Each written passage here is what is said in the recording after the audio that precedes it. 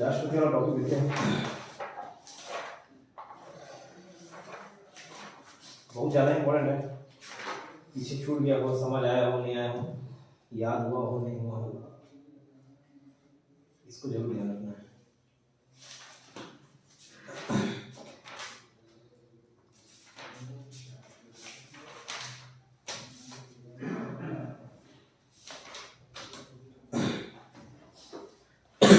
जो important point बताया था प्रेसिडेंट से रिलेटेड, भारत का प्रथम नागरिक होता है, पहला सिटीजन कौन होता है? राष्ट्रपति। 3 चुनाव का सेनापति कौन होता है? राष्ट्रपति। संसद का अंग होता है, ना कि माना जाता है। संसद के 3 अंग होते हैं, लोकसभा, राज्यसभा और राष्ट्रपति। ठीक है। संसद के प्रत्येक अधिवेशन का उद्घाटन करता है कौन? राष्ट्रपति। उद्घाटन राष्ट्रपति। भारत के प्रथम राष्ट्रपति कौन? तो डॉक्टर राजेंद्र प्रसाद। निर्विरोध राष्ट्रपति कहने से नीलम संजीव रेड्डी। नीलम निर्विरोध, नीलम संजीव रेड्डी। राष्ट्रपति जी की मृत्यु कार्यकाल के दौरान हुई, तो याद रखना 2 मुस्लिम लोग थे, दोनों के दोनों कार्यकाल के दौरान खत्म हुए।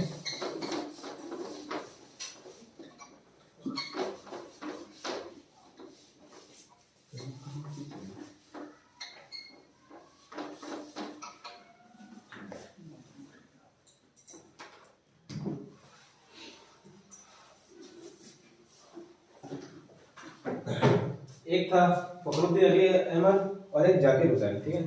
प्रथम महिला राष्ट्रपति कौन? प्रतिभा पाटिल। प्रथम कार्यवाहक राष्ट्रपति एक्टिंग राष्ट्रपति वीडी गिरी। राष्ट्रपति की जब ये 2 मुस्लिम में से किसी एक की मृत्यु हुई थी तो उस टाइम उपराष्ट्रपति वीडी गिरी थे। तो मैंने बताया था राष्ट्रपति अगर मर जाए तो उपराष्ट्रपति उसकी जगह लेते हैं, वो भी खत्म तो सुप्रीम कोर्ट का मुख्य न्यायाधीश। ठीक। राष्ट्रपति का चुनाव लड़ने वाली प्रथम महिला उम्मीदवार थी कैप्टन लक्ष्मी सहगल। जीतने वाली तो प्रतिभा पाटिल थी, लड़ने वाली कैप्टन लक्ष्मी सहगल थी। दोनों सदन का अधिवेशन ना चल रहा हो तो अध्यादेश जारी करने का पावर राष्ट्रपति को था। ये अध्यादेश क्या होता है कल भी बताता हूँ, फिर से बताता हूँ।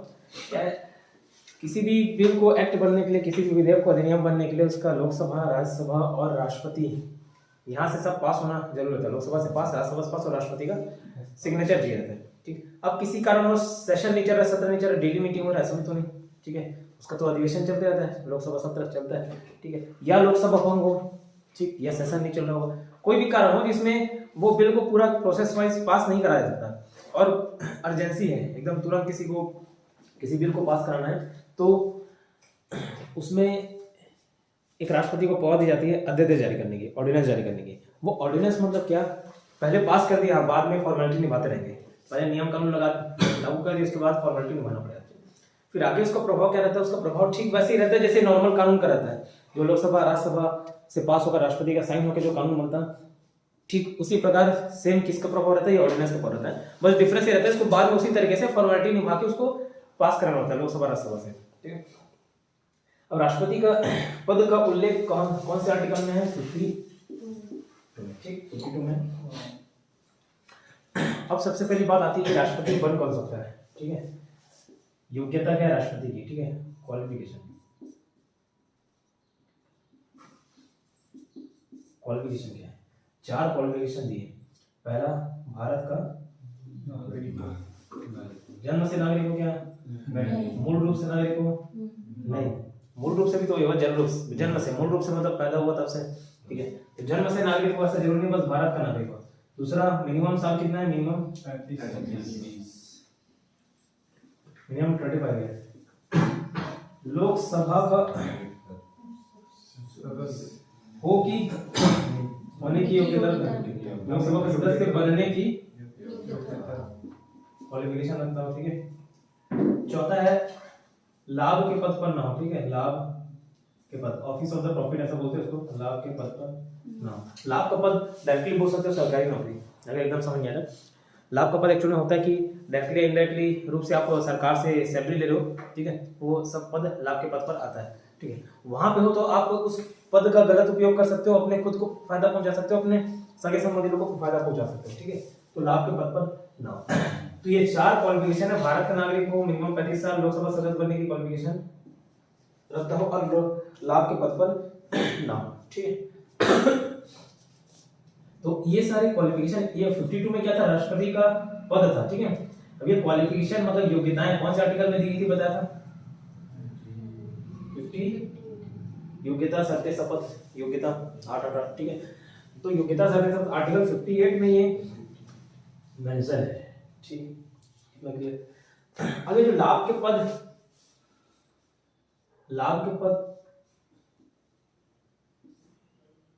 जिसकी बात की जा रही है, इस लाभ के पद मतलब क्या, इज इक्वल टू क्या, लाभ के पद मतलब क्या? तो हम समझ गए कि जो सरकारी डायरेक्टली रूप या इनडायरेक्टली रूप से आप बेनिफिट ले रहे हो तो लाभ के पद पर आ रहा है, सैलरी ले रहे हो तो लाभ के पद पर आ रहा है।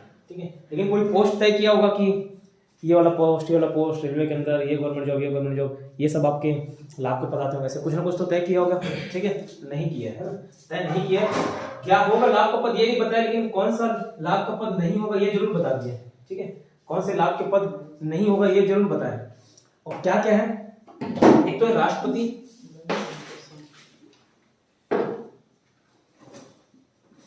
खुद, फिर वाइस प्रेसिडेंट, राज्यपाल, गवर्नर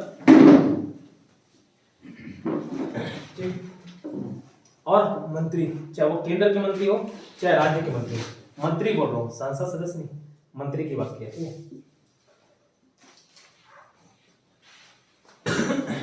क्या बोला, इधर देखो यहीं से स्टार्ट करो। क्वालिफिकेशन की कल बात की थी कि भारत का नागरिक होना चाहिए, मूल रूप से भारत का नागरिक हो, जन्म से भारत का नागरिक हो ऐसा जरूरी नहीं, बस भारत का नागरिक होना चाहिए, मिनिमम 35 साल का होना चाहिए, लोकसभा का सदस्य, ना कि राज्यसभा बोला, क्या बोला, लोकसभा का सदस्य। राष्ट्रपति के लिए लोकसभा है, वाइस प्रेसिडेंट के लिए लोकसभा, वाइस प्रेसिडेंट के लिए राज्यसभा है। ठीक है, तो का सदस्य बनने की योग्यता रखता हो नहीं, की योग्यता रखता हो, बनने की योग्यता रखता हो। ठीक है, और क्या लाभ के पद पर ना हो, लाभ के पद ऑफिस ऑफ द प्रॉफिट। ठीक है, ऑफिस ऑफ द प्रॉफिट ऐसा बोला जाता है। ठीक है, अब ये लाभ का पद मतलब क्या, मैं ओवरऑल जनरल भाषा में देखा जाए उसका तो क्या मतलब होता है कि डायरेक्टली या इनडायरेक्टली रूप से आप सरकार से बेनिफिट नहीं ले रहे हो, सैलरी नहीं ले रहे हो। ठीक है, तो सैलरी ले रहे हो तो वो लाभ का पद हो जाएगा। अल्टीमेटली देखा जाए तो ये सरकारी नौकरी को बोल सकते हो एक लाभ का पद है, गवर्नमेंट जॉब सारे के सारे क्या होते हैं, लाभ के पद होते हैं। ठीक है, अब मैं बोला लाभ के पद कहीं ना कहीं तो कुछ मेंशन किया होगा, बताया होगा कि लाभ के पद में क्या क्या आएगा। ठीक है, संविधान में कहीं ना कहीं तो दिया होगा लाभ के पद मतलब क्या, कि ये पोस्ट नहीं, कहीं मेंशन नहीं है कि लाभ का पद क्या होगा, लेकिन ये जरूर बताया कि क्या नहीं होगा। लाभ के पद क्या होगा ये नहीं बताया, लेकिन लाभ के पद कौन कौन से नहीं माने जाएंगे ये जरूर बताया। और क्या है लाभ के पद पर कौन से पोस्ट को नहीं माना जाएगा, एक है राष्ट्रपति, प्रेसिडेंट, एक है उपराष्ट्रपति, वाइस प्रेसिडेंट, राज्यपाल, जैसे राष्ट्रपति होता है वैसे राज्यपाल। ठीक है, राष्ट्रपति, उपराष्ट्रपति, राज्यपाल और मंत्री। मंत्री मतलब केंद्र के मंत्री, राज्य के मंत्री। यहाँ पे जैसे टीएस सिंहदेव है, भूपेश बघेल भी मंत्री है, मुख्यमंत्री है, उसके अंदर भी कई विभाग आते हैं। टीएस सिंहदेव है, ठीक है, रुद्र गुरु है, तो ये सब क्या है, मंत्री है। कवासी लखमा, ठीक है, और ये डहरिया, ये सब मंत्री हैं। तो मंत्री की बात करें, विधायक या सांसद की बात नहीं कर रहे, मंत्री। ऐसे सांसद जो मंत्री हो, ऐसे विधायक जो मंत्री हो, ये सारे के सारे किसमें नहीं आएंगे, लाभ के पद पर नहीं आएंगे। इतना क्लियर? ठीक है, अब सपोज कोई सांसद या विधायक होता, ठीक है, सांसद या विधायक होता या किसी गवर्नमेंट जॉब में होता, ठीक है, या लाभ के पद पर होता, अल्टीमेटली बोलना चाह रहा हूं कि लाभ के पद पर होता, उसको राष्ट्रपति का चुनाव लड़ना है, ठीक है। तो क्वालिफिकेशन क्या है राष्ट्रपति का, भारत का नागरिक होना चाहिए, ठीक है। सपोज मैं अगर लाभ के पद पर हूँ, ठीक है, मैं लाभ के पद पर हूँ और मेरे को लड़ना है क्या, राष्ट्रपति का चुनाव, तो मैं भारत का नागरिक हूँ, हाँ हूँ। मान के चलो कि मेरा 35 साल हो गया, चलो ठीक है 35 साल हो गया, तो यहाँ पे भी सेकंड क्वालिफिकेशन के पास होता हूँ। लोकसभा का सदस्य बनने की योग्यता रखता हूँ, और ये योग्यता कुछ खास कठिन नहीं, 25 साल होना चाहिए, ठीक है, उसमें भारत का नागरिक होना चाहिए, 25 साल होना चाहिए, ठीक है। तो 25 साल भी है, ठीक, 35 साल का है तो ये भी होगा, ओके। उसके बाद लाभ के पद पर, मैं अभी बताया कि मैं लाभ के पद पर हूँ और ये सारी क्वालिफिकेशन दे जाए, तो 3 क्वालिफिकेशन तो मैं पूरा किया, चौथा नहीं पूरा कर पा रहा हूँ। और राष्ट्रपति चुनाव लड़ने के लिए क्या बोला कि लाभ के पद पर नहीं होना चाहिए, है ना, लाभ के पद पर नहीं होना चाहिए। तो कहीं ना कहीं मेरे को इस्तीफा देना पड़ेगा, लाभ के पद से देना पड़ेगा, ठीक है। सांसद हो, विधायक को देना पड़ेगा, हाँ देना पड़ेगा, ठीक है। लेकिन जब रामनाथ कोविंद अभी प्रेसिडेंट बने, ठीक है, रामनाथ कोविंद जी प्रेसिडेंट बने, तो वो कहाँ के, शायद बिहार के राज्यपाल थे, बिहार के थे ना, बिहार के राज्यपाल थे। तो वहां से इस्तीफा दिए, पहले इस्तीफा दिए, तब वो राष्ट्रपति का चुनाव लड़े, ठीक है। तो क्या उनको इस्तीफा देने की जरूरत थी? नहीं थी। क्यों नहीं थी? क्योंकि लाभ के पद पर तो राज्यपाल को काउंटिंग किया था, तो वो राज्य के राज्यपाल के पद पर थे। अगर नहीं भी इस्तीफा देते तो भी लाभ के पद पर नहीं हो, इस बेसिस पे आप वो चुनाव लड़ सकते थे, लेकिन उन्होंने इस्तीफा दे दिया क्योंकि श्योर मेजॉरिटी तो बीजेपी की थी, वो बनना ही तय था, ठीक है, रामनाथ कोविंद बन जाते। तो क्या उसको राज्यपाल पद से इस्तीफा देने की जरूरत नहीं थी। क्यों नहीं थी? क्योंकि ये सारे पद क्या लाभ के पद पर नहीं माने जाते। ठीक है, ठीक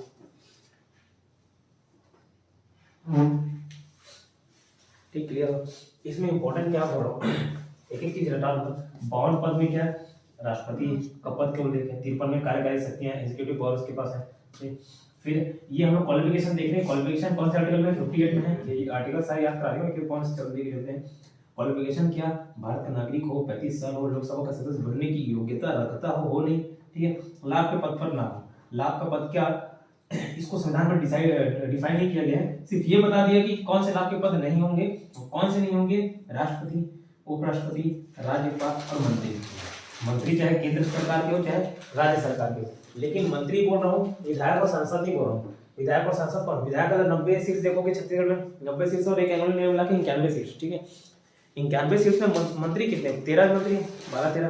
ठीक है, तो वो 13 मंत्री लाभ के पद पर नहीं माने जाएंगे, लेकिन बाकी जो और 67 या 77 लोग जो बच रहे, 77 जो बच रहे वो लाभ के पद पर आ जाएंगे, लेकिन मंत्री नहीं आएगा। ठीक है, अब ये ऐसा डिफाइन किया गया कि ये सबको लाभ के पद पर नहीं माने जाएंगे। ठीक है, तो मैं बोलूँ कोई सांसद लाभ के पद पर माना जाएगा, हाँ माना जाएगा, लेकिन सांसद जो मंत्री हो नहीं माना जाएगा। ठीक है, क्यों, ये बताया गया है। ठीक है, लाभ के पद को डिफाइन किया, इतना क्लियर। अब एक आर्टिकल 54 देखे थे, कॉलेजियम।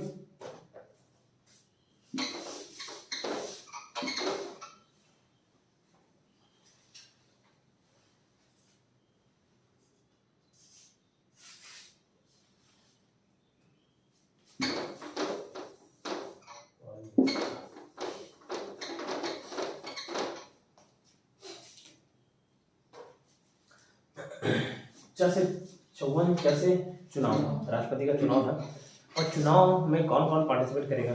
ठीक है, निर्वाचक मंडल बोला जाता है, निर्वाचक, अंग्रेजी में इलेक्टरेट कॉलेजियम,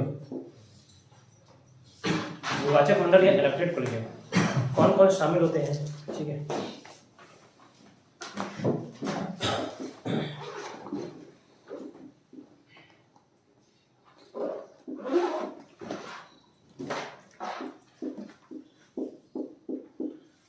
कौन कौन शामिल होते हैं, कौन कौन वोट दे सकते हैं। लोकसभा के निर्वाचित सदस्य, अब देखो लोकसभा के निर्वाचित सदस्य बोलने का मतलब क्या है, टोटल सीट्स 545 है ना। 545 में 2 सीट्स होते हैं जो नॉमिनेटेड रहते हैं, और 543 होते हैं जो इलेक्टेड होते हैं। ये 543 चुन के आते हैं और 2 क्या नॉमिनेटेड होते हैं, एंग्लो इंडियन रहते हैं। ठीक है, नॉमिनेटेड एंग्लो इंडियन को राष्ट्रपति चुन के लाता है लोकसभा में। ठीक है, एंग्लो इंडियन का 2 पद होता है। तो क्या बोल रहा हूँ, 552 होता है, 552। हाँ, वो 7 शायद जम्मू कश्मीर वाले के कारण नहीं, ऐसा कुछ है प्रॉब्लम। वैसे 552 को प्रदान किया गया था, जम्मू कश्मीर के कुछ भाग पीओके में आता है, पाकिस्तान के ऊपर कश्मीर, वहां से 7 सीट नहीं। ठीक, तो 545 सीट्स अभी मिलेंगे आपको, 2 नॉमिनेटेड रहेंगे, 543 चुने जाएंगे। तो ये पार्टिसिपेट करेगा कि एक ही दोनों, 543। ठीक है, इलेक्टेड। तो लोकसभा के निर्वाचित सदस्य इलेक्टेड मेंबर्स, राज्यसभा के निर्वाचित सदस्य, राज्यसभा में कितने हैं, 245 है ना, 245 है, 12 और 233, 12 क्या ये भी नॉमिनेटेड रहते हैं। अब ये एंग्लो इंडियन नहीं होते, राज्यसभा में 12 जो चुने जाते हैं एंग्लो इंडियन रहते हैं। ये क्या रहते हैं, अलग अलग क्षेत्र के, विज्ञान, कला, साहित्य, ये सारे क्षेत्र के लोगों को राष्ट्रपति चुनता है उसका प्रॉपर रिप्रेजेंटेटिव देने के लिए। ठीक है, तो राज्यसभा के निर्वाचित सदस्य भी शामिल होंगे, लोकसभा के निर्वाचित सदस्य, राज्यसभा के निर्वाचित सदस्य, विधानसभा के, अभी तो 28 राज्य हैं, 28 राज्य के विधानसभा के निर्वाचित सदस्य शामिल होंगे। ठीक है, सभी राज्य के अलग अलग निर्वाचित सदस्य हो सकते हैं। छत्तीसगढ़ के बोलोगे तो 90। ठीक है, 90 है ना, टोटल 91 सीट्स है, लेकिन एक एंग्लो इंडियन चुना जाता है, तो 90 निर्वाचित सदस्य हैं। फिर क्या, दिल्ली और पुदुचेरी का भी विधानसभा के निर्वाचित सदस्य। ठीक है, इतना क्लियर। तो ये सारे के सारे भाग लेंगे किसमें, राष्ट्रपति चुनाव में। यही एक बात बोला था कि अगर कहीं लोकसभा भंग है, दिल्ली पुदुचेरी के विधानसभा भंग है, संघ प्रदेश का, या किसी राज्य के विधानसभा भंग है, ठीक है, तो राष्ट्रपति का चुनाव रोकेगा क्या? नहीं रोकेगा। कल बताया था नहीं रोकेगा।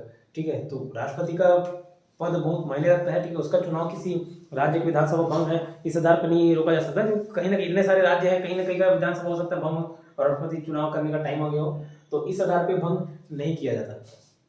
ठीक है, तो किसी भी राज्य या लोकसभा ही भंग हो जाए तो भी उसको भंग क्या होना चाहिए, राष्ट्रपति का चुनाव नहीं रुकता। ठीक है, राज्यसभा तो रहेगा अल्टीमेटली, राज्यसभा तो एक परमानेंट हाउस है, ये तो रहेगा, तो ये पार्टिसिपेट करेंगे, लेकिन राष्ट्रपति का चुनाव नहीं रुकेगा।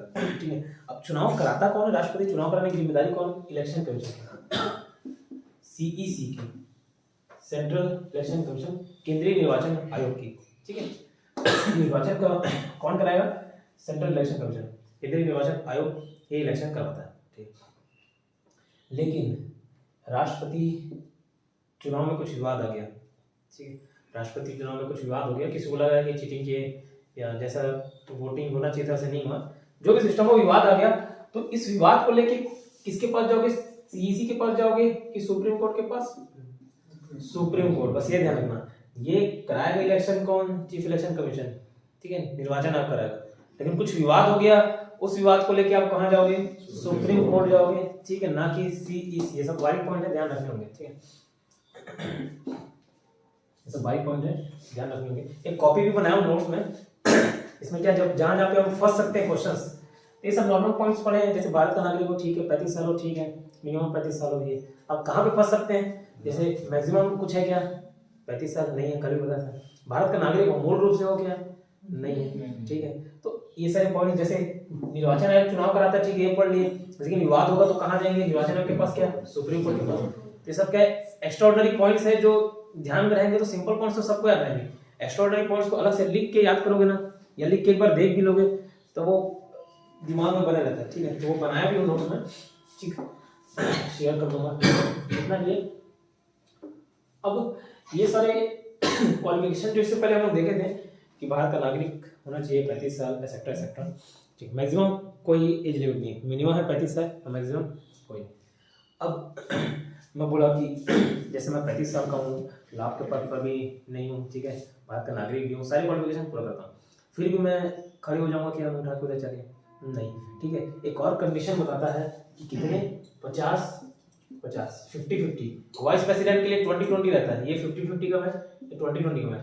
ठीक है, तो वाइस प्रेसिडेंट 20-20, राष्ट्रपति 50-50, 50 अनुमोदक 50 प्रस्ताव, 50 प्रस्ताव 50 अनुमोदक। और वाइस प्रेसिडेंट वाले केस में अभी आगे हैं पढ़ेंगे, राष्ट्रपति और राष्ट्रपति 20 प्रस्ताव 20 अनुमोदक। ठीक है, 20 प्रपोज करने वाले प्रपोजर और एक 50 प्रपोजर और 50 अनुमोदक को क्या बोलते हैं? ठीक है, जो अप्रूव करता है।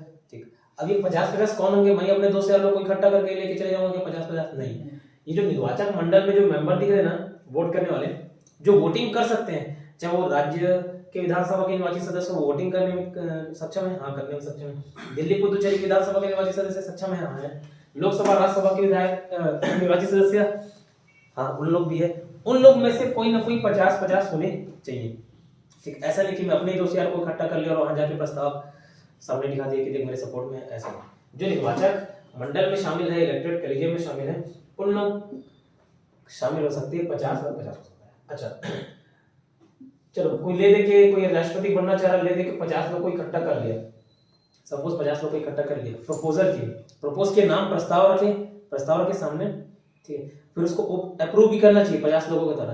तो यही 50 लोग जैसे जैसे इकट्ठा किए, 50 लोग प्रस्ताव रख भी दिए, ठीक है, प्रस्ताव रख दिए, फिर वही 50 लोग उसको अप्रूव भी कर सकते हैं? नहीं कर सकते, उसके लिए अलग 50 चाहिए। तो 50-50 बोल ही रहा हूँ, नहीं तो 50 ही बोलता खाली। तो 50 प्रस्तावक, 50 और उसका अनुमोदक, ठीक है, एक अप्रूव करने के लिए, प्रपोज करने के लिए। ठीक है, टोटल समझ लो 100 आदमी की आवश्यकता होती है, 100 आदमी आपको फेवर में लेना पड़ेंगे, तब जाके राष्ट्रपति पद के लिए खड़े हो पाओगे। इतना क्लियर? ये बताया कि अच्छा सुप्रीम कोर्ट में जा सकते हो कब? जब चुनाव संबंधी विवाद हो। वैसे किसी एक को लगा, कोई जैसे कोई राष्ट्रपति चुनाव के लिए खड़ा था पद के लिए, है ना, उसी का नहीं हुआ, नहीं जीत पाया, ठीक, वो इल्जाम लगा दिया, अरे यार ठीक है चुनाव क्या होना चाहिए, गलत ढंग से हुआ, सही तरीके से नहीं हुआ, ठीक है, तो फिर टाइम वेस्ट होगा, फिर पैसा वेस्ट होगा, ठीक, तो वो जाके सुप्रीम कोर्ट चले जाएगा तो दिक्कत है। तो 20 मेंबर्स की आवश्यकता होती है, 20 लोगों की। ऐसा नहीं कि कोई भी एक जन मूड खराब हुआ तो चले गए, ऐसा नहीं, ठीक है। 20 लोगों की कम से कम आवश्यकता होती है।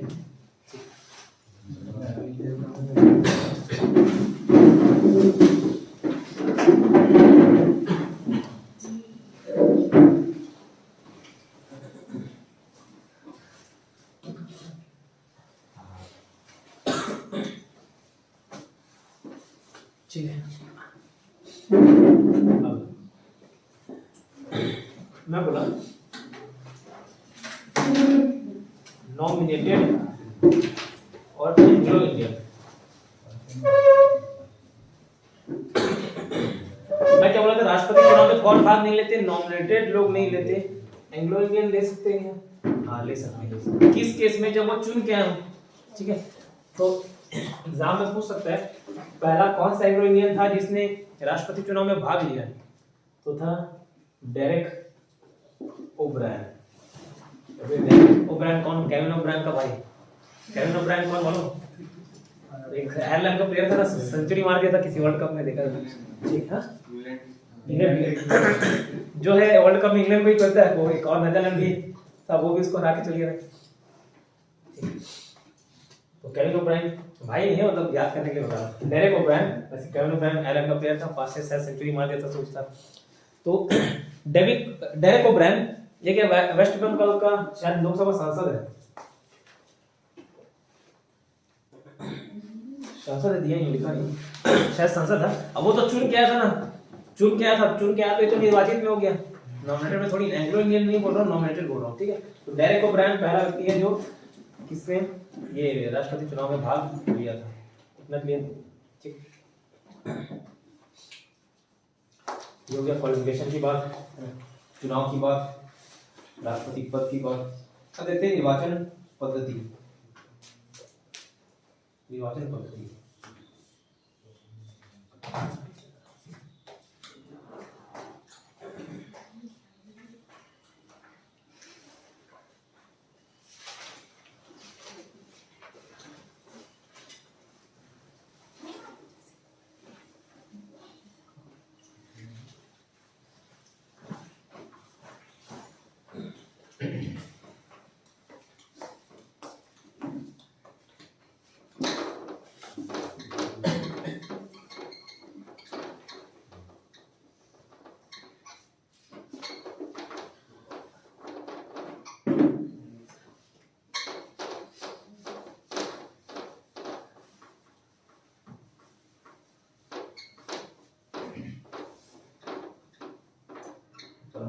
से काम कर रहा है मीटिंग में।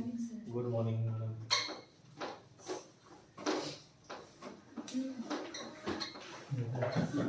मुकेश, बाकी लोग आयास करे लग रहा है।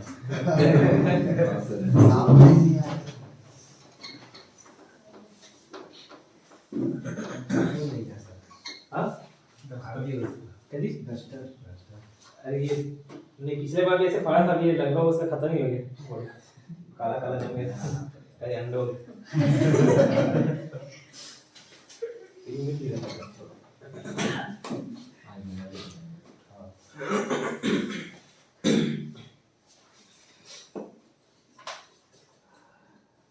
चौवन चुनाव 5 से 55 पास पद्धति, 5 से पैटर्न, 5 से 55 पास से पैटर्न पद्धति कैसे होता है?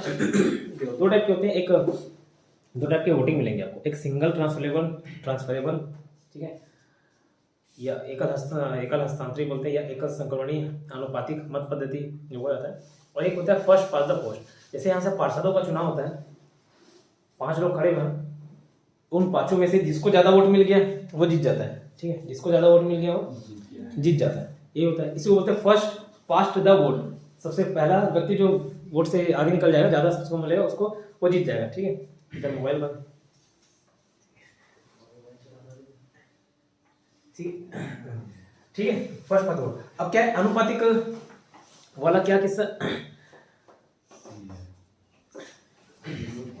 राष्ट्रपति का जो चुनाव होता है वो क्या है, रेशियो बोलता हूँ, प्रायोरिटी वाइज उसको वोट देता है। जैसे 5 लोग खड़े ना, तो ऐसा नहीं कि मैं बस एक ही को दूंगा, बाकी को देने का मन नहीं है, ये वाला सिस्टम है।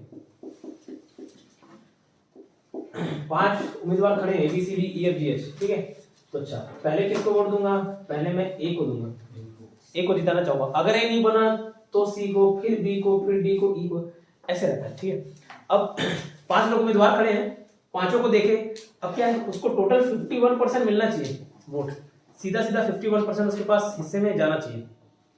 अब 5 लोग खड़े हैं, जरूरी थोड़ी उसको 51 मिल जाए, 20 मिले, 35 मिले, 30 मिले, नहीं होता है। तो क्या होता है कि जो सबसे लास्ट जिसको कम वोट मिले रहता है, सबसे जो लास्ट रहता है, सबसे कम वोट उसका देते हैं। सपोज मैं बोल रहा हूँ ई को सबसे कम वोट मिला, ठीक है, मतलब ई को सपोज 10 वोट मिले थे, 10 वाले लोगों ने 10 के 10 लोग तो पहला प्राथमिकता ई को ही दिए ना, तभी तो 10 वोट मिला। लेकिन दूसरा प्राथमिकता देखा जाए, दूसरा प्राथमिकता किसको दिया, सपोज 5 लोगों ने बी को दिया था और 3 लोगों ने सी को दिया था, 2 लोगों ने ए को दिया था। ठीक है, तो ये सबसे लास्ट जो आ रहा है उसको हटा देंगे और ये जो सेकंड प्रायोरिटीज रहेंगे, सेकंड प्रायोरिटी वाले को और बचे कुछ जिसमें दिया, जैसे बी को 5 लोगों ने दिया ना, तो बी का वोट किससे बढ़ा देंगे, 5 से। ठीक है, सी को 3 मिला था, 3 से, ऐसे कर करके लास्ट में वो गेम चल रहा था WWE लास्ट मैन स्टैंडिंग, वैसे लास्ट मैन स्टैंडिंग करते हैं, वही फिर जीत जाता है। ठीक है, इसका आनुपातिक प्रतिनिधित्व प्रणाली से इसका निर्वाचन होता है। आनुपातिक प्रतिनिधित्व एकल संक्रमणीय आनुपातिक गुप्त पद्धति सिंगल ट्रांसफरेबल सिस्टम बुलाता है। सिंगल ट्रांसफरेबल सिस्टम बुलाता है। सिंगल ट्रांसफरेबल क्यों, ट्रांसफर हो रहा है वोट, और अनुपातिक क्यों, प्रोपोर्शनल क्यों। ठीक है, प्रोपोर्शनल इसलिए, अनुपातिक इसलिए क्योंकि अनुपात उसको निश्चित अनुपात चाहिए रहता है, 51% निश्चित चाहिए तभी वो जीत पाएगा, नहीं तो नहीं। तो 51% पहुंचाने के लिए बाकी को बाहर किया जाता है। ठीक है, इतना क्लियर।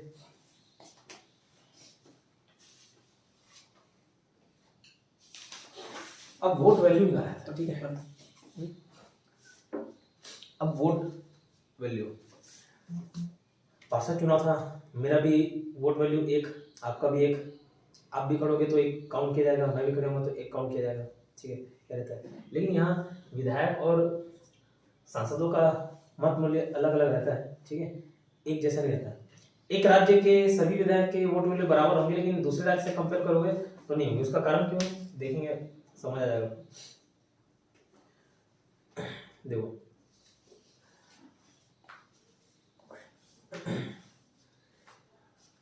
मैं यहाँ से आसपास से पार्षद लगा, पार्षद में जीत गया। ठीक है, पार्षद पर जीता, मेरे को वोट कितने लोग दिए होंगे, 200, उससे ज़्यादा तो नहीं होंगे, 200 300, सपोज 200 लोग दिए, तो मैं कितने लोगों का प्रतिनिधित्व कर रहा हूँ, कितने लोगों को रिप्रेजेंट कर रहा हूँ, 200 लोगों को।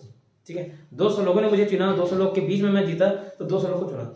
अब देवेंद्र यादव पिछले बार जब डायरेक्ट इलेक्शन होता था, देवेंद्र यादव वहां पर बने थे, डायरेक्ट इलेक्शन में जीते थे। ठीक है, अब देवेंद्र यादव को मान के चलो 20,000 लोगों ने वोट दिया, तो मैं देवेंद्र यादव की बराबरी कर पाऊंगा क्या, नहीं। क्यों, मैं कितने लोग का रिप्रेजेंट कर रहा हूँ, रिप्रेजेंटेशन कर रहा हूँ 200 लोगों, और वो कर रहे हैं 20,000, तो कहीं ना कहीं डिफरेंस है ना। तो कहीं ना कहीं अगर वो भी राष्ट्रपति के चुनाव लड़ने जाए, मैं भी जाऊँ, सपोज जाता हूँ, तो दोनों के बीच डिफरेंस होना चाहिए ना, उसका वोट वैल्यू ज्यादा, मेरा वोट वैल्यू कम। ठीक है, क्यों, मैं कम लोगों को रिप्रेजेंट कर रहा हूँ, वो ज्यादा लोगों को। ठीक ऐसे ही होता है विधायक और सांसद के बीच भी। विधायक को तो कम लोग चुनते हैं, ठीक है, या एक ही अलग अलग राज्यों की जनसंख्या अलग अलग है, अलग अलग राज्यों में विधानसभा सीटें भी अलग अलग है। यहाँ 90 है, ठीक है, यहाँ 90 सीट है, कहीं और 200 होगा, ठीक है, 150 होगा, इससे कम भी होंगे। ठीक है, तो इसलिए क्या वोट वैल्यू निकाला जाता है।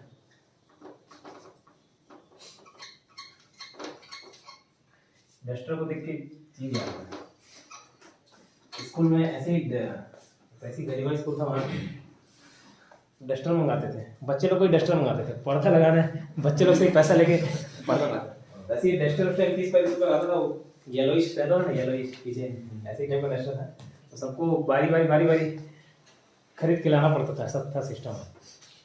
तो एक बार मेरी बारी आई, तो कैसे किया, घर में बताया कि, तो और गाली दी। ठीक है, फिर एकदम कि जाके झगड़ा ही करूँगी, साला नहीं बना दे कैसे भी। तब ठीक है, पैसा भी खर्च नहीं करना था और डस्टर भी देना था, तो कैसे किया जाए, तो मेरा पुराना अंडरवियर था फटाफट उसके बीच में रुई डाले उसी को सिल दिए, वही डस्टर और सिर्फ, हाँ ये वाला अच्छा, इससे अच्छा मिटा दे मैडम तो पकड़ के उसका, इससे अच्छा मिटा दे। तो उसी प्रकार के डस्टर का प्रयोग करना पड़ेगा।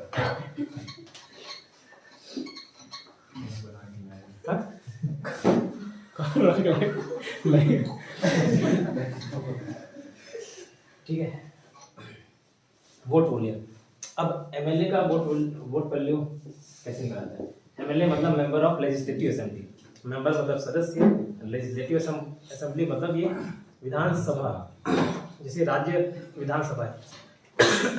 तो एमएलए की वोट वैल्यू कैसे निकाली जाती है? MLA vote value is equal to total. पहले इसको कोई पढ़ के नहीं जाता था, बताया कोई पढ़ के नहीं जाता, देखा फॉर्मूला देखा मैं बोला चलो ठीक है रीड मार के जाएगा। वो पहली बार क्वेश्चन पूछा इससे तब खुशी हुआ, अच्छा ठीक है। इसलिए बोला हमेशा जरूरी नहीं इंपॉर्टेंट क्वेश्चन ही पढ़ के जाना। इंपॉर्टेंट क्वेश्चन होता है क्या, जो एग्जाम में पूछा जा रहा है वही इंपॉर्टेंट, जिसका कोई रिलेवेंस ही नहीं है, जिसका कोई महत्व नहीं, इंपॉर्टेंस ही नहीं है, वो क्वेश्चन भी अगर पूछे जाए तो इंपॉर्टेंट हो जाता है। तो वही सब पढ़ के जाते हैं। उसके अलावा भी जो इंपॉर्टेंट नहीं है, मतलब जो अभी तक नहीं पूछा गया ना, उसको भी पढ़ के जाना होता है, ठीक है, ताकि कम से कम आप ऐसे क्वेश्चन आए तो बना पाओ, बाकी नहीं। ठीक, तो एमएलए का वोट वैल्यू कैसे निकला जाए? टोटल पॉपुलेशन ऑफ स्टेट, जिस राज्य से है, जैसे छत्तीसगढ़ का राज्य है तो छत्तीसगढ़ का, ठीक है। मोबाइल रखो, थोड़ा मोबाइल रखो, अंदर डालो उसको, अंदर ही डालो उसको, फिर थोड़ी देर में देखते हो, ठीक है। टोटल पॉपुलेशन ऑफ स्टेट, जैसे छत्तीसगढ़ का निकालेंगे तो देखेंगे छत्तीसगढ़ के स्टेट का पॉपुलेशन क्या है। Total population of state divided by उस राज्य में कितनी विधानसभा सीटें हैं। जैसे छत्तीसगढ़ का है तो टोटल सीट्स जो इलेक्टेड हो, ठीक है, इलेक्टेड हो, जैसे यहाँ 91 है, 91 में 90 इलेक्टेड है, एक नॉमिनेटेड है, इनटू अब ये बहुत ज्यादा वैल्यू आ जाएगा और पॉपुलेशन तो करोड़ों में रहेगा ना, और ये तो 90 में तो बहुत वैल्यू आ गया, तो उसको वैल्यू को कम करने के लिए इनटू 1/1000 करते हैं, या कभी ये इनटू 1/1000 ना देके यहाँ पे डिवाइड बाय 1000 लिख देता है। एक ही मतलब है कि नहीं है? इसको मैं इनटू 1/1000 ना लिख के डिवाइड बाय 1000 कर दूं तो ये कहीं ना कहीं नीचे आएगा, या इनटू 1/1000 कर दूं, एक ही मतलब है क्या? नहीं है, ठीक है। उसको फिर 1000 से डिवाइड किया जाता है या 1/1000 से मल्टीप्लाई किया जाता है, ठीक।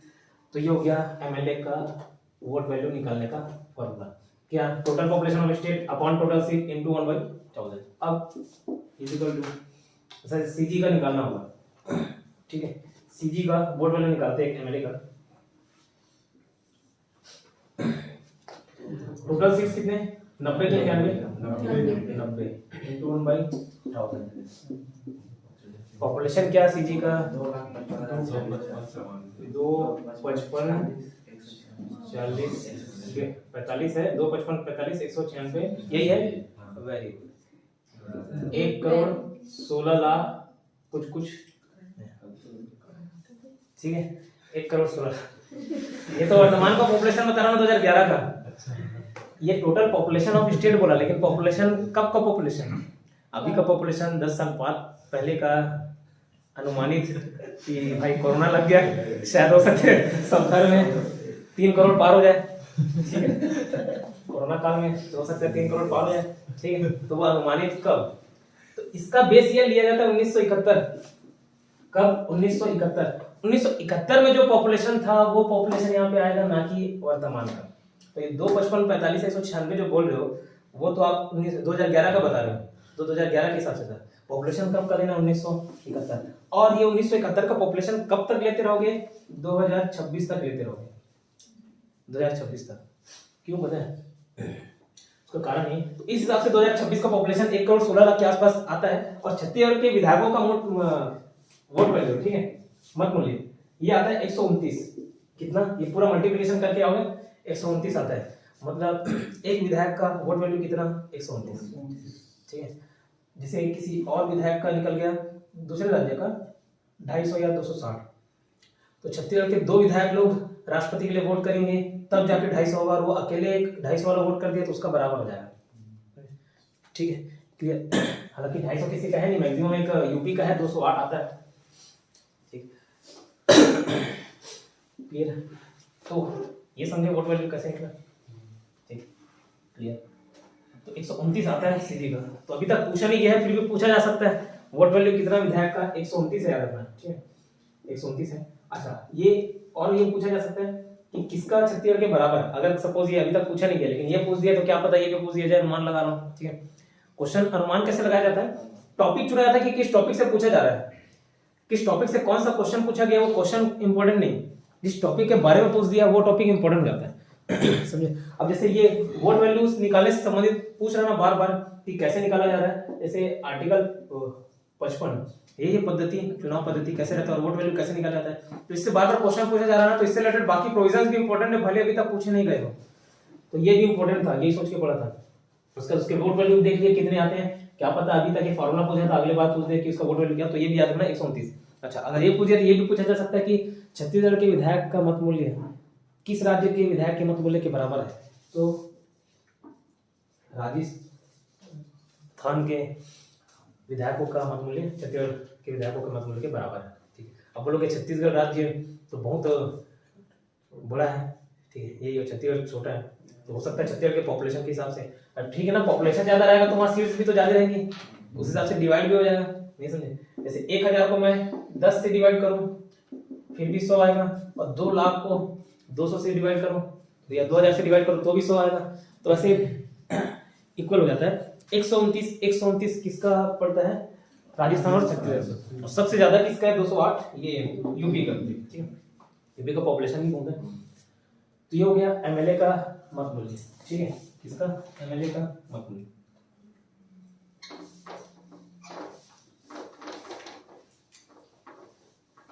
अब एमएलए का निकल गया, एमपी का कैसे,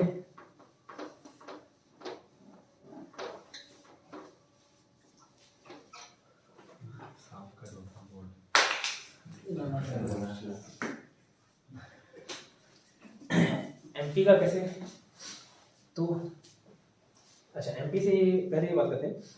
अब जैसे छत्तीसगढ़ के विधायक, छत्तीसगढ़ के किसी एक विधायक का मत मूल्य 129 है, दूसरे राज्य का विधायक का भी मत मूल्य उतना ही आना जरूरी है क्या, हर किसी का बराबर होगा क्या, नहीं, ठीक है, तो डिफरेंस हो सकता है।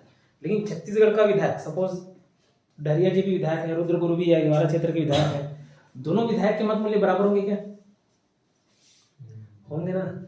वो तो एक एमएलए का निकल रहा था छत्तीसगढ़ राज्य के, तो वो 129 आया, तो वो 90 विधायक के एक एक विधायक का वोट वैल्यू 129 है, तो किसी एक राज्य के जितने विधायक हैं नॉमिनेटेड को छोड़ के, इलेक्टेड जो बच रहे हैं, उसके वोट वैल्यू तो बराबर होंगे ना, तो 90 निकाल रहे हो एक, ठीक है, लेकिन जरूरी थोड़ी दूसरे राज्य का भी हो, दूसरे राज्य का जरूरी नहीं है, लेकिन किसी एक राज्य के विधायक का मत मूल्य बराबर होगा, सभी विधायक होगा, जैसे 129 129 129 90 लोग का 129। अब एमपी का कैसे निकाला जाता है, एमपी निकाला जाता है total vote value of MLA upon total elected seats,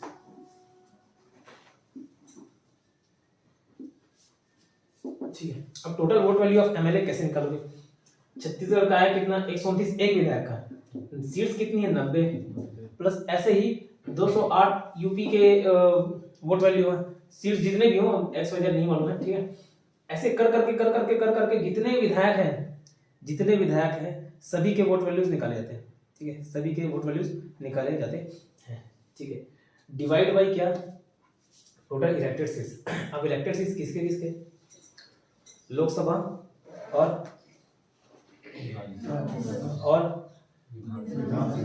किसके, ठीक है, वेरी गुड, लोकसभा के कितने इलेक्टेड सीट्स,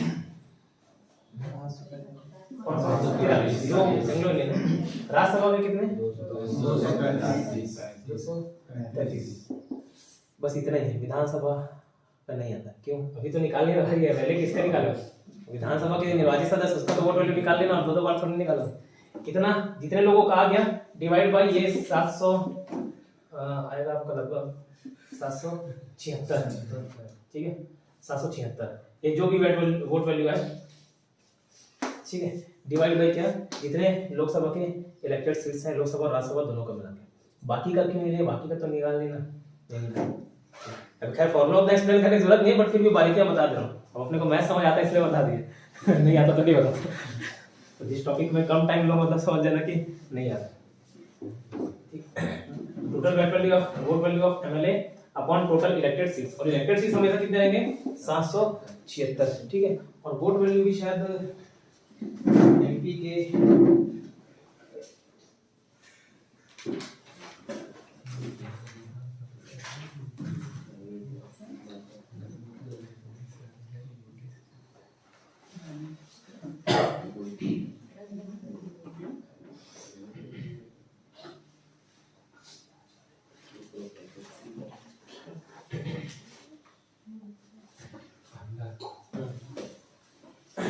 एमपी का वोट वैल्यू निकलता है 700। अभी बताओ, छत्तीसगढ़ के सांसद, विधायक नहीं बोला, सांसद, और किसी अन्य राज्य के सांसद, किसी का भी ले लो, एमपी का ले लो, राजस्थान का ले लो, उसके सांसद, पहले तो सिर्फ छत्तीसगढ़ की बात करते हैं। छत्तीसगढ़ में जैसे 11 सांसद हैं लोकसभा और 5 सांसद हैं राज्यसभा। तो ये जैसे विधायक के, एक ही राज्य के किसी विधायक का वोट वैल्यू बराबर बराबर था, नहीं था 129 तरीके। तो 11 + 5 ये पूरे 16 सांसद का वोट वैल्यू बराबर आया नहीं आया?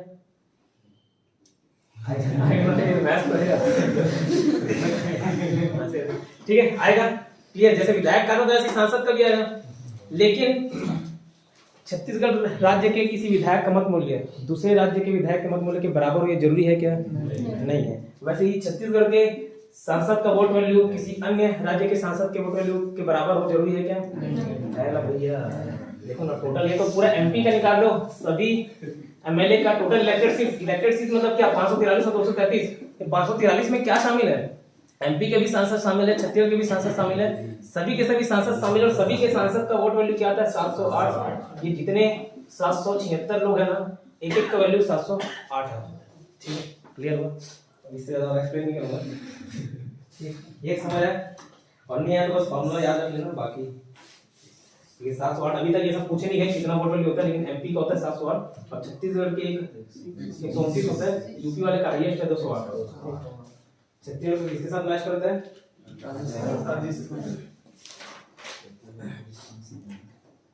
आर्टिकल 71 बोलता है कि राष्ट्रपति का चुनाव रुकेगा नहीं किस केस में? किसी का विधानसभा भंग हो, कोई भी जो इलेक्टेड कोलिजन में है, जो निर्वाचक मंडल में शामिल है, कहीं भी वो कोई कम ज्यादा हो रहे हैं तो उससे बोले जाने राष्ट्रपति का चुनाव नहीं रुकेगा।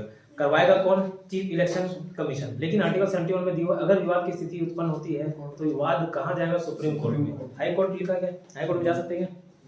नहीं जा सकते, सिर्फ और सिर्फ सुप्रीम कोर्ट। ठीक है, सिर्फ और सिर्फ सुप्रीम कोर्ट, हाई कोर्ट में नहीं जाना।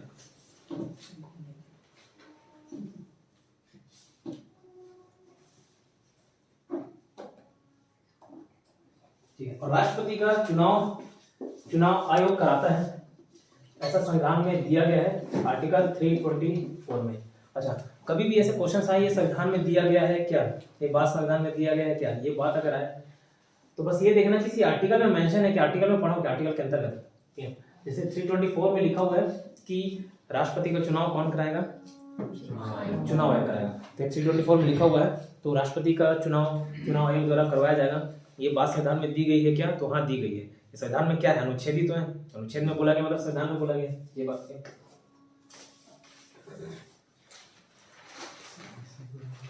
शपथ, ठीक है, राष्ट्रपति शपथ लेता है कौन से आर्टिकल में? योग्यता शर्तें शपथ। योग्यता याद किए थे 58 योग्यता था, योग्यता शर्तें शपथ 58, 59, 60। तो आर्टिकल 60 में क्या है? राष्ट्रपति क्या शपथ लेगा उसका फॉर्मेट है, शपथ का उल्लेख है आर्टिकल 60 में। अच्छा, ये बोलूं मैं हम लोग नाम बनाएंगे, पैसा कमाएंगे, शपथ लेंगे, बांटने का ऐसा था। नाम तो शेड्यूल 1 में क्या था? नेम, उसके बाउंड्रीज थे, लोकेशन थे। तो नाम बनाएंगे, पैसा कमाएंगे, तो सेकंड शेड्यूल में क्या था? सैलरी था। थर्ड शेड्यूल में क्या था? शपथ लेंगे, ओथ था। ठीक है, जितने पद हैं, पदाधिकारी हैं, उनका शपथ वाला प्रारूप किसमें? शेड्यूल 3 में है। ठीक है, राष्ट्रपति का भी है क्या शेड्यूल 3 में? नहीं है, राष्ट्रपति का आर्टिकल में मेंशन है, आर्टिकल 60। तो पूछता है क्वेश्चन कि किन पदाधिकारियों का शपथ का उल्लेख शेड्यूल 3 में नहीं है? तो उसमें ये आता है, कौन शामिल होता है? राष्ट्रपति। उपराष्ट्रपति भी शामिल होता है कि? हाँ, उपराष्ट्रपति शामिल होता है। उपराष्ट्रपति का भी योग्यता शर्तें शपथ करके 3 आर्टिकल है से, तो आर्टिकल में मेंशन है तो वहां पे नहीं है। कहां पे? शेड्यूल 3 में।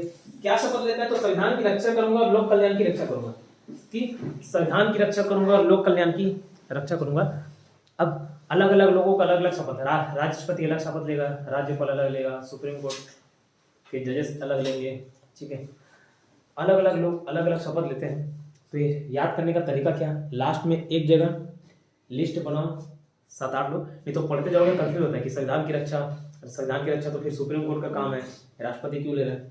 ठीक है, ऐसे दिमाग में बात आता है, आप तुक्का मारो तो गलत हो जाएगा। इसलिए बेहतर है लास्ट में एक जगह लिस्ट बनाओ, लिस्ट से याद करो, राष्ट्रपति अच्छे ही लेगा, सुप्रीम कोर्ट अच्छे ही लेगा, ये लेगा, उसको लास्ट में रिलेट करके बता दूंगा। संविधान की रक्षा करने की क्यों जिम्मेदारी इसकी ये रिलेट करके याद करा दूंगा, ठीक है। बस फिलहाल यहाँ पे बता दिया कि संविधान की रक्षा और लोक कल्याण का शपथ लेते हैं कौन? राष्ट्रपति।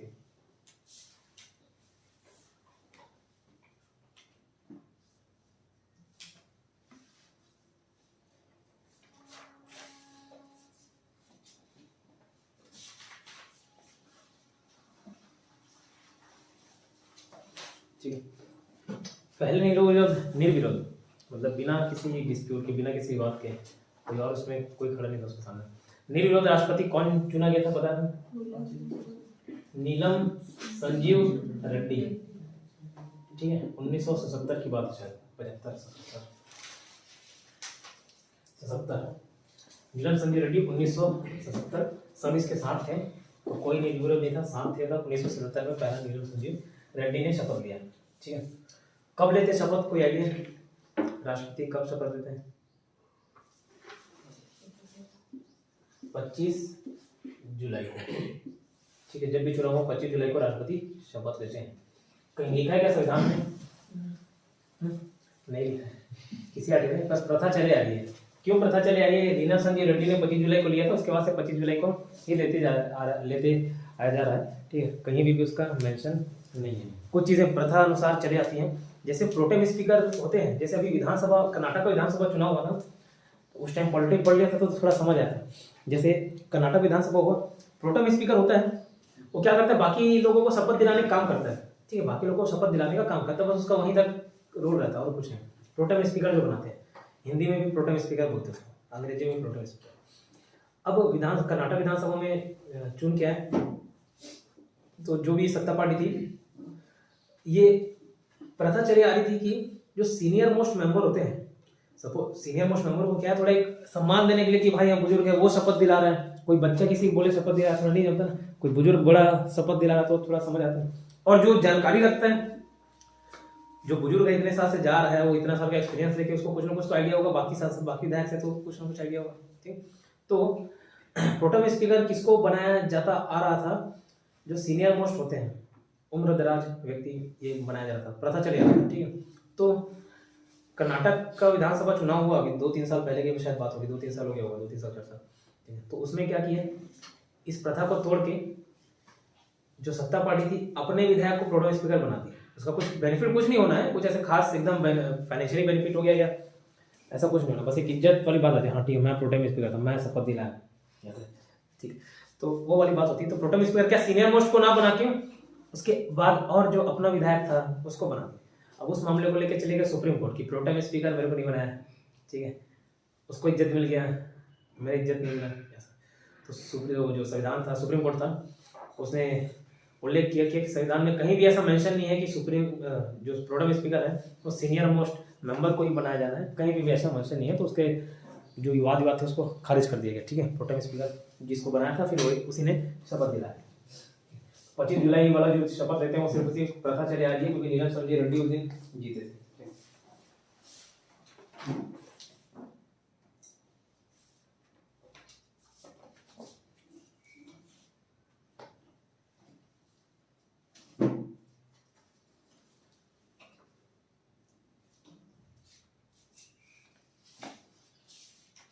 राष्ट्रपति का 56वां कार्यकाल था, 55 पद्धति चुन के आ गया, उसका कार्यकाल देखेंगे, ठीक।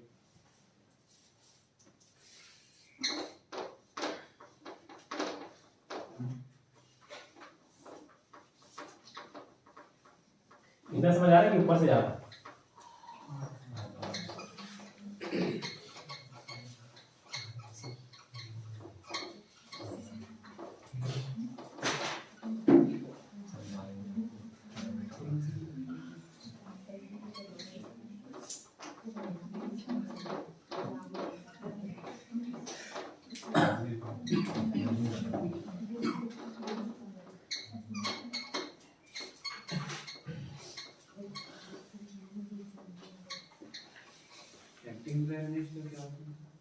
एक्टिंग का विषय कार्यवाहक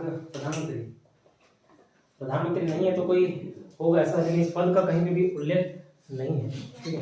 एक्टिंग प्रेसिडेंट का उल्लेख है पूछने से, तो हाँ है, जैसे प्रेसिडेंट मर जाता है, ठीक है, तो उसकी जगह कोई लेगा, ये है।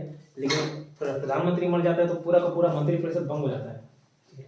एक्टिंग प्राइम मिनिस्टर का पद सर मैं पहली बार सुन रहा हूँ, लेकिन उल्लेख नहीं है संविधान में, इतना मालूम है। क्वेश्चन आया था, एक्टिंग प्रेसिडेंट का उल्लेख है कि कार्यवाहक राष्ट्रपति कौन बनता है। जैसे प्रेसिडेंट खत्म हो गया तो उपराष्ट्रपति भी खत्म हो गया तो उच्च न्यायाधीश का मुख्य न्यायाधीश, ठीक है, ये प्रधान, वो एक्टिंग प्रेसिडेंट कहलाते हैं। प्रधानमंत्री भंग होता है ना, तो प्रधानमंत्री की मृत्यु होती है या ये इस्तीफा देता है तो पूरी की पूरी मंत्रिपरिषद का इस्तीफा माना जाता है। क्यों? जैसे भूपेश बघेल ने मंत्रिपरिषद चुना कि इसको ये विभाग मिलेगा, इसको ये विभाग मिलेगा, इसको ये विभाग मिलेगा। अब भूपेश बघेल की खुदा न खास्ता इस्तीफा दे दे, ठीक है, या जो भी हो जाए, नहीं रहे मुख्यमंत्री के पद पर, जितने प्रधानमंत्री जितने और मंत्री हैं सबके सबका पद भंग हो जाता है, ठीक। वैसे उप प्रधानमंत्री का भी दर्जा दिया गया था किसको? जब देश आजाद हुआ था ना, तो दो लोग के बीच जद्दोजहद चल रही थी प्रधानमंत्री बनने के लिए। एक जवाहरलाल नेहरू थे और एक वल्लभ भाई पटेल थे।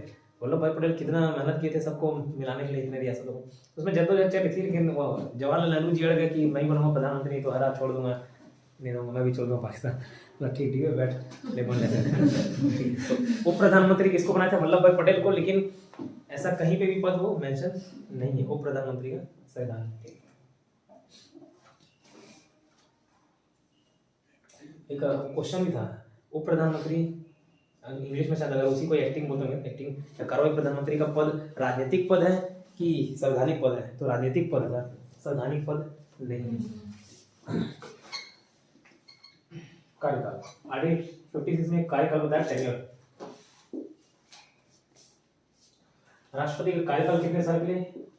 5 साल। यहीं पे एक चीज बताऊंगा, 5 साल के लिए करेक्ट होता है, पहला चीज। दूसरा चीज, 5 साल राष्ट्रपति की मृत्यु जाती है, इस्तीफा दे दिए, ठीक है, 5 साल के लिए चुना जाता है, 2 साल बाद कोई प्रेसिडेंट समापन हो गया, ठीक है, तब कितने साल बचे थे उसके? 3 साल। तो जो नेक्स्ट राष्ट्रपति का चुनाव होगा वो कितने साल के लिए रहेगा? 3 साल। वेरी गुड, 5 साल के लिए, पूरा का पूरा 5 साल के लिए, ठीक है। लेकिन जैसे यहाँ किसी पार्षद की मृत्यु हो जाती है, किसी अध्यक्ष की मृत्यु हो जाती है, महापौर की मृत्यु हो जाती है, सरपंच की मृत्यु हो जाती है, यहाँ जब जैसे होता है तो वो 5 साल के लिए वहाँ पे भी कार्यकाल रहता है 5 साल, ठीक। तो वो 5 साल में 2 साल बाद कोई खत्म हो जाए तो वहाँ पे जो बचे उपचुनाव होते हैं वो 3 साल के लिए रहते हैं। प्रेसिडेंट में कोई उपचुनाव जैसा सिस्टम नहीं। जहाँ उपचुनाव होगा, एक होता है आम चुनाव, एक होता है उपचुनाव, एक होता है क्या इलेक्शन होता है, एक बाई इलेक्शन होता है। बाई इलेक्शन को उपचुनाव होते हैं, आम चुनाव क्या होता है? नॉर्मल इलेक्शन होता है, इलेक्शन ही है, और एक बाई इलेक्शन होता है। एक इलेक्शन होता है, एक बाई इलेक्शन होता है। इलेक्शन मतलब आम चुनाव, बाई इलेक्शन उपचुनाव। तो जैसे लोकसभा का सांसद कोई खत्म हो गया, सांसद हो गया, विधायक हो गए, 5 साल का तो कार्यकाल रहता है लोकसभा का, तो एक सांसद खत्म हुआ, 1 साल, 1.5 साल, 2 साल बचे थे, तो नेक्स्ट सांसद जो उपचुनाव होगा वो 2 साल के लिए आएगा, पूरे 5 साल के लिए नहीं, ठीक है। ऐसा थोड़ी जैसे मोदी जी जीत के आ गए, पूरे विधायक सांसद लोग हैं साथ में, कोई एक सांसद लास्ट में खत्म हो गया तो वो भी नहीं, भाई मैं 5 साल रहूंगा, मोदी जी चले जाएंगे उसके बाद भी रहूंगा, ऐसा नहीं, ठीक है। लेकिन राष्ट्रपति 5 साल के लिए कार्य करता है। कोई खत्म हुआ तो जो नेक्स्ट आएगा वो भी 5 साल के लिए आएगा, ठीक है। उसका कार्यकाल कितने साल का होगा? 5 साल। बीच में कोई खत्म हो गया तो ऐसा नहीं कि 2-3 साल ठीक सतर्क रहेगा।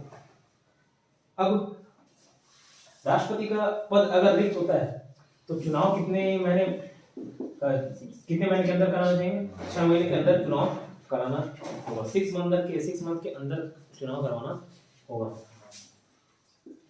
3 तरीके से राष्ट्रपति का पद खाली हो सकता है। पहला, खुद ही इस्तीफा दे दे, मुझे मजा नहीं आ रहा है, ठीक है। जैसे इधर ही हो गए, घर में जब मजा नहीं आ रहा इस्तीफा दे दी, ठीक है, तो मजा नहीं आ रहा तो इस्तीफा दे दी। सब ज्ञानी जीवन सिंह वाला बताया था ना, पॉकेट क्या राष्ट्रपति नाम मात्र के बस है शक्ति, नाम मात्र की शक्ति इसमें, कार्यपालिका हेड है लेकिन नाम मात्र की कार्यपालिका है। वास्तविक कार्यपालिका की शक्ति किसके पास होती है? प्रधानमंत्री के पास होती है, जो डिसीजन ले रहा है प्रधानमंत्री, ठीक।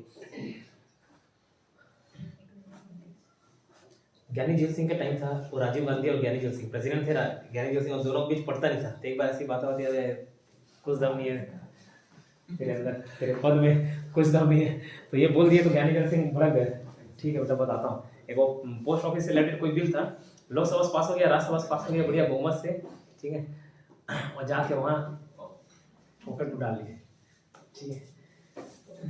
तो वो मूड खराब हुआ कि इसका राजीव गांधी का फोन किए, कैसे क्या कर लिया, तो बोला कि मैं पॉकेट में डाल लिया, ठीक है।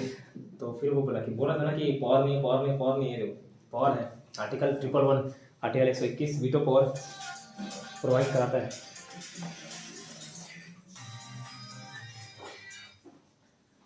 लास्ट दे रहा हूँ, थोड़ी देर में लगाता हूँ, ठीक है।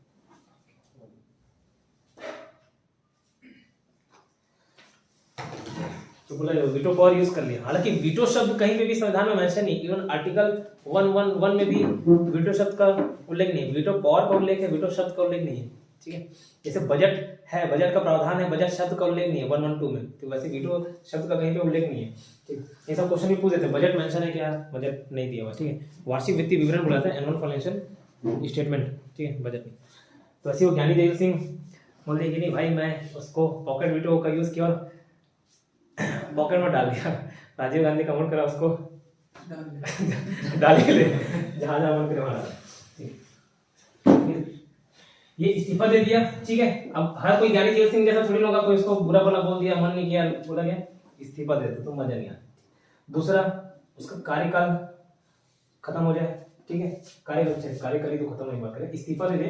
दूसरा, अब ज्ञानी देव सिंह जैसे बात नहीं मारे, मूड खराब हुआ, उसके लिए क्या लाए, महाभियोग, जो बिल जा रहा है पॉकेट विटो डाल रहा है, ठीक, कुछ पास ही होने नहीं दे रहे।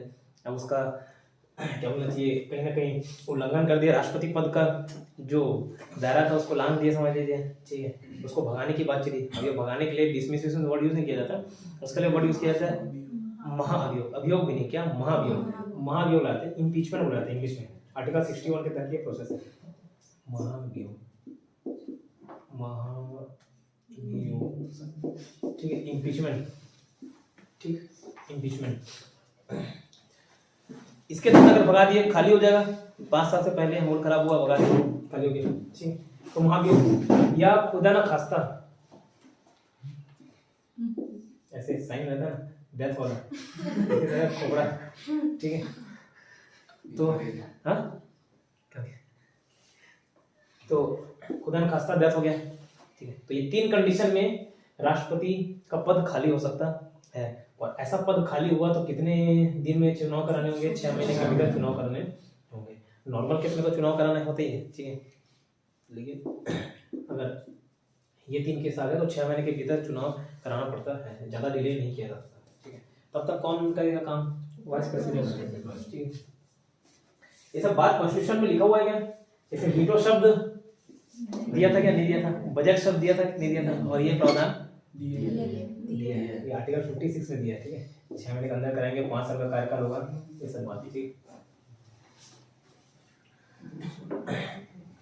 महाभियोग का प्रोसेस कौन से आर्टिकल में, महाभियोग शब्द यूज हुआ है क्या,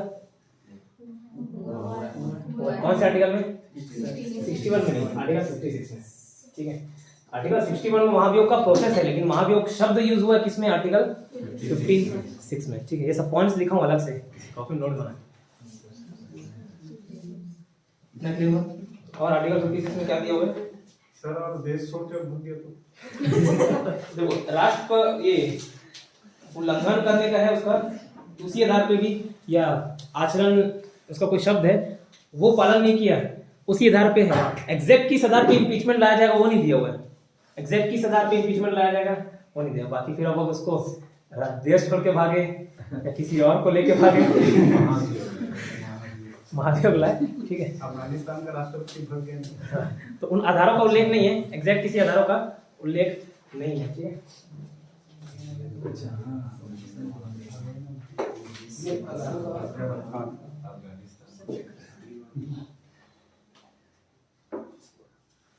जैसे बता रहा हूँ, शब्द मेंशन है,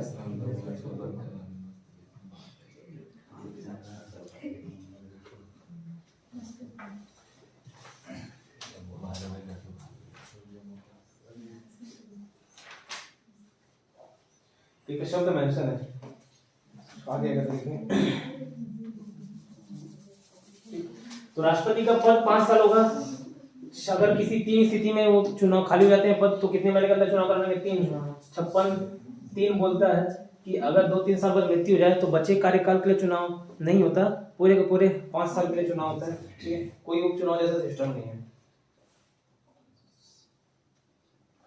ठीक। और अब जैसे ये तो 3 आपातकालीन स्थिति हो गई समझ लो, इमरजेंसी केस में खाली हो गया, खत्म हो गया, वहाँ भी लगा दिए। और नॉर्मल जैसे उसका 5 साल खत्म होने को आ गया तो खत्म होगा उसके बाद चुनाव कराएंगे, ऐसा नहीं रहता। खत्म होने से पहले ही वो चुनाव का प्रोसेस स्टार्ट हो जाता है, ताकि जस्ट वो छोड़े और दूसरा आके उसको पद ग्रहण।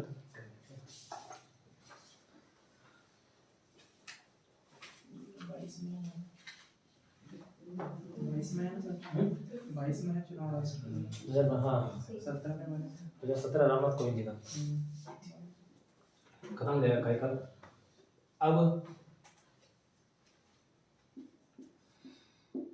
5 साल का कार्यकाल था, ठीक है। तीसरा बात क्या, जो 2-3 साल में खत्म हो जाए, पूरे 5 साल में करेंगे ना कि 56 के अंतर्गत चौथा पॉइंट बोलता है जैसे रामनाथ कोविंद जी के ही हो गए बोले, ठीक है, चुनाव नहीं हो पाया, 5 साल का कार्यकाल खत्म हो गया, 5 साल ही रहता है राष्ट्रपति का चुनाव, 5 साल रहता है। और 2022 में फिर वो कौन सा वेरिएंट आया है, ओमिक्रॉन, ठीक है ओमिक्रॉन, वो वेरिएंट आया, दस्तक दे दिया, वोटिंग नहीं हो पाया, 1 साल तक नहीं हो पाया, ठीक है, नहीं हो पाया, किसी भी कारण से वोटिंग नहीं हो पाया, 5 साल का 6 साल हो गया। 5 साल के बाद भी वो रामनाथ कोविंद बने रहेंगे कि भगा देंगे? ऑनलाइन करा देंगे, ऑनलाइन समझ नहीं करा, ऑनलाइन नहीं हो पाया चुनाव तो भगा देंगे कि कोई दूसरा आएगा, कि उपराष्ट्रपति संभालेगा, क्या होगा केस, पता ना, विचार प्रस्तुत करिए अपना। 5 साल का कार्यकाल था, 5 साल हो गए और कितने दिन मजे लेगा तो बताओ क्या हुआ, क्या केस हुआ? भगा के उपराष्ट्रपति को बनाएंगे क्या? नहीं बनाते हैं, वो जो पुराना वाला था वही अपना पद संभाले रहता है, जब तक नया नहीं शामिल करता उस पद को खाली नहीं रखा जा सकता, सर्वोच्च जो पद है ना उसको खाली नहीं रखते, जो पुराना है नहीं हो पाया किसी कारणवश चुनाव तो वो बने रहता है, 5 साल के बाद भी पूर्व राष्ट्रपति ही संभालता है। आर्टिकल 57 में री इलेक्शन था, ठीक है, री इलेक्शन था, मतलब एक बार रामनाथ कोविंद बन गए, अब दोबारा फिर बीजेपी की कार्यकाल है, ठीक है, फिर से वो इलेक्ट हो सकता है क्या? हो सकता है। किसी आर्टिकल में मेंशन है क्या? हाँ है, आर्टिकल 57 में मेंशन है, ठीक। अब जैसे राष्ट्रपति दोबारा चुनाव लड़ सकता है, पुनः निर्वाचित हो सकता है, ठीक है, वैसे उपराष्ट्रपति भी हो सकता है क्या? हाँ हो सकता है, ठीक है, लेकिन उपराष्ट्रपति के बारे में भी आर्टिकल में मेंशन है क्या? नहीं है, ठीक है, उपराष्ट्रपति भी बन सकता है लेकिन कहीं भी आर्टिकल में मेंशन नहीं है, लेकिन राष्ट्रपति का बोले तो आर्टिकल 57 में मेंशन है, उपराष्ट्रपति भी बन सकता है बार बार, लेकिन किसी आर्टिकल में मेंशन नहीं है। ये मेरे ख्याल से आप लोगों को देखना चाहिए, एक बार क्वेश्चन करना चाहिए।